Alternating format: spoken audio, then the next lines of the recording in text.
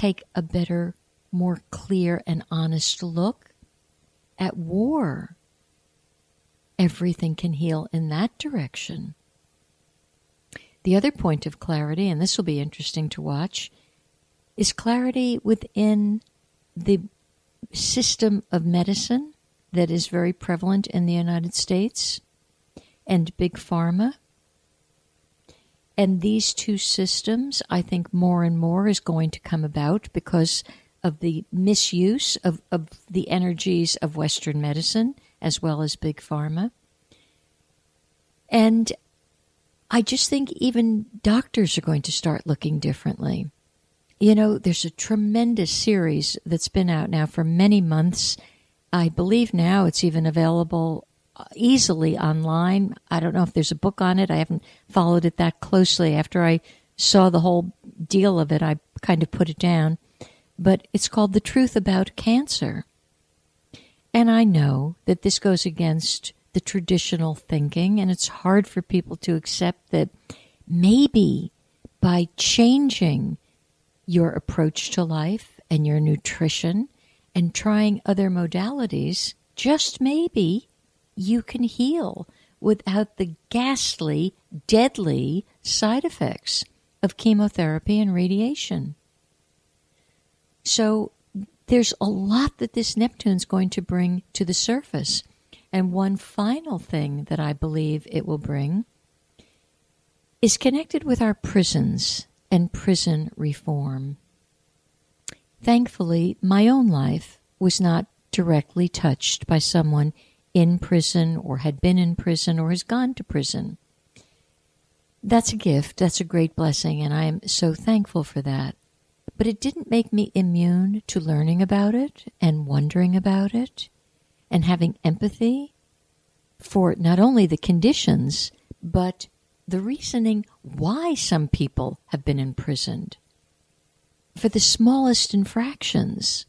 And perhaps if they had been born at a different time, or a different color, or a different race, or a different town, they wouldn't be locked away for 20, 30, 40, a lifetime of years. It's time for that whole system to be revamped. I know there's some people in there that have done probably some terrible things. I have had terrible things done to myself. And at the time thought, that person should be in prison. Thankfully, I let that go, and I just went about my life. I let that go because some very wise person came up to me at the time. I was in my early 20s, and someone had done a great deal of damage to me. And they should have gone to prison. And yet, this person came up and said, and he didn't know me very well, he said, remember, judge not. God will judge. That instant, I put it down. About 9 or 10 years later, I had an actual phone call from the person who did me so much harm, apologizing. Certainly he was sorry. I didn't have to do a thing. His whole family had been completely destroyed. And it was pretty remarkable to see that really in the long run, just find that presence within and everything else is absolutely A-okay. So that's some of the Neptune stuff. And the next thing that's happening is, this is actually happening on December 1st. So it's beginning now. The energy is beginning to shift. And I've become very aware of when energies are beginning to shift. It means the week can be a little tumultuous and unsettled. And you might feel as if you're walking in a house of mirrors. I will tell you, be careful of where you're walking. Be present. And that sense of imbalance, or maybe you've had just a little one too many cocktail. Something's happening within our infrastructure. So what's happening on December 1st is Chiron, or some people pronounce it Chiron, who is the wounded warrior, is also going right. And the wounded warrior is in Pisces. Pisces is the hidden house. It's the house of hidden. It's the house of drugs. It's the house of institutions and prisons. So you see, these two energies are very, very connected at this time. The wounded warrior that's in you, that wounded warrior, again, through the Chiron energy, needs loving. It needs loving. You know, last week I wasn't actually on the air live simply because I was in no condition to get to the studio. I had taken a fall, and it was a bad fall. But it showed me a lot, and I'm very thankful that, indeed, I'm in one piece. At the time, I kind of wondered how many pieces, parts were out there. But it brought up even more emotional healing. And for me to take a look at, what am I addicted to? How did I generate this dreadful situation? And it brought up a sense of sadness. And as the days wore on, the sadness became more and more intense. Yes, my body was hurting. I understand that. I'm a big girl. I'm not a whiner. And so I can deal with that. And as someone invested in the healing arts for all of her adult life, I knew the drill. I knew what to do. And I did it, and I did it well. But the sadness came because this was a situation that actually occurred on public property.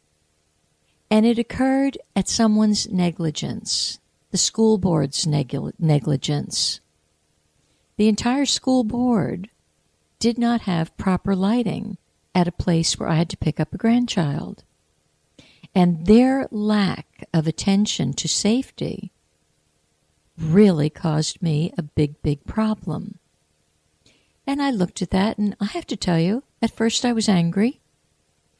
And then what kept coming back to me is, wait a minute, I'm part of the family of this community. I'm part of the family of man. These people are teaching my children and my grandchildren about life.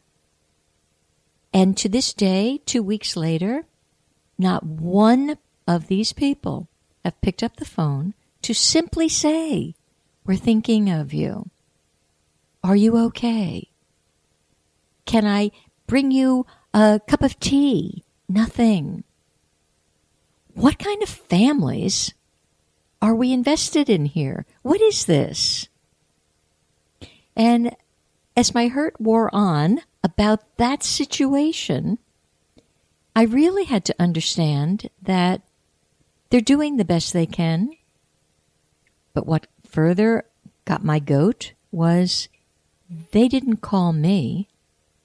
They decided they would call my son, who had taken a picture of me and done a meter reading on the deficiency of light at this park, and no one ever addressed it.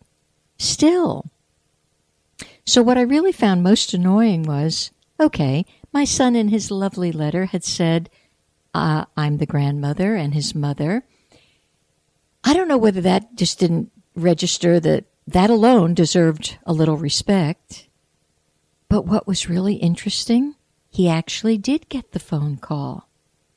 He got the phone call from some chap called an insurance adjuster who wanted, his only concern, of course, was I going to have a lawsuit? My reaction to that was, you know what, sir? I was born in the United States of America. I was educated in the United States of America. I speak the King's English fairly well. I'm an author. I'm a lecturer. I have my own radio show. Why wouldn't you pick up the phone and give me the courtesy of responding to you? So I think what's been making me sad is our lack of real, honest love for one another. Our simple concern. It made me understand, this planet, it needs a reset button. You know, my simple thing, of course, brings everything else into focus very clearly. And it was interesting because for 3 days, I actually could not open an eye. And I that was not lost on me either. I thought, wow, I have to really look within. The presence within wants me to see things from a whole different perspective. And I do. And the perspective, which I've had before, but now it's more intense. I have a great, great sadness for humanity and the so-called family of man. We're no more a family than the man in the moon down here. And all this great talking and, the polarity. I've been on that case for 6 months. What's happened to us? What's happened? So that's my experience with Neptune and the wounded warrior energy.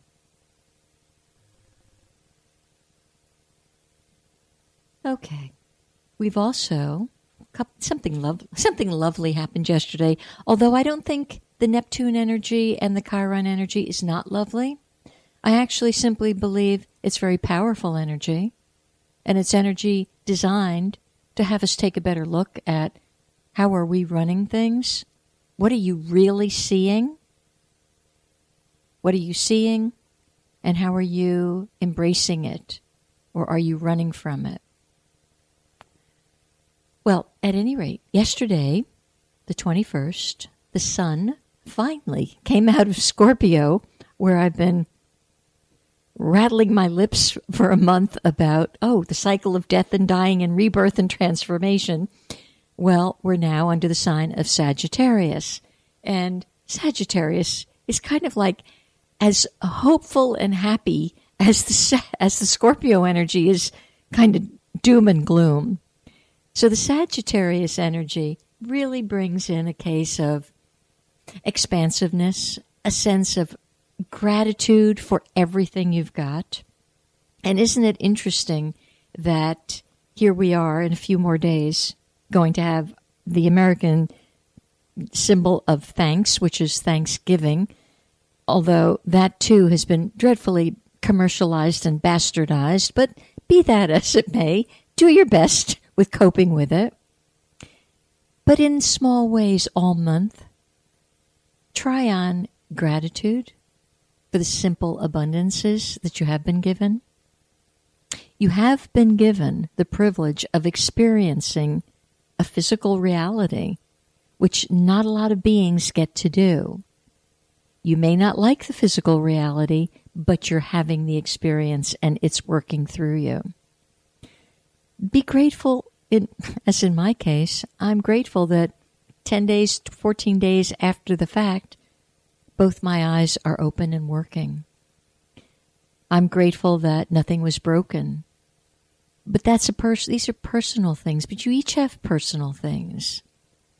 Are you grateful for the breath that you took? Because perhaps someone this morning is no longer here and they're not taking a breath. Not in this dimension anyway. Are you grateful for your family, however dysfunctional it is? You know, as a counselor and healer and watcher for many years, I am hard-pressed to figure that there are many functional families out there. I believe we're all doing our best and we're all functioning as best we can. So perhaps in that respect, we are functional families because we're functioning. And the dysfunction is because people are no longer authentic and they're hurting. And they bottle things up that maybe shouldn't have been bottled up. So all of this you can be grateful for. You can be grateful for a happy life if you've had one. You can be grateful for a sad life. You can be grateful for romances that ran amok and romances that are thriving. You can be grateful that you have some food on the table today. So from the smallest things, gratitude the entire month is going to help you. I will give you this little heads up about Thursday. Not that I want to sow